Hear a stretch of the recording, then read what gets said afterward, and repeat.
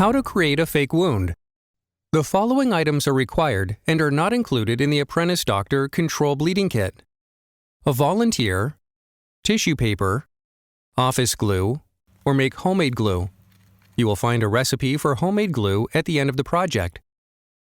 Red and skin-colored, non-toxic, water-based, quick-dry acrylic paint.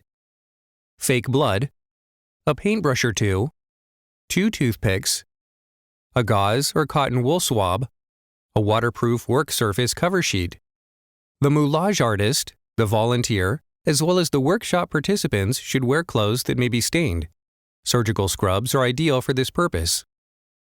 When choosing the right room, take furniture, carpets into account, as this project has a high risk of causing stains. Follow these steps. The volunteer should expose one of their limbs. Position the limb in a comfortable position, as this may take a couple of minutes. Wet the area where you want to create the wound. Avoid areas with a rash or previous injuries. First, apply watery glue to this area, then apply a couple of layers of tissue paper. Wet the tissue paper with a diluted glue. Use the paintbrush to apply the skin-colored paint to the periphery of the wound tissue paper.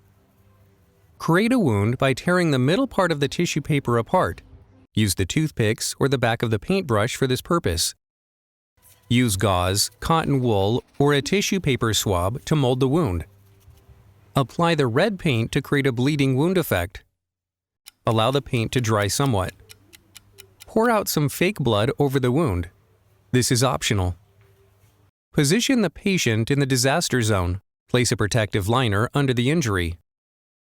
Continue with Project 3B.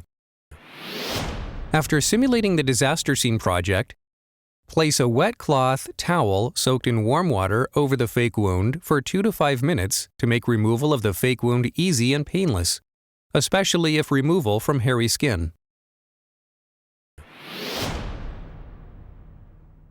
Homemade glue recipe. Ingredients: 1/2 cup flour, water, pinch of salt. Follow these steps.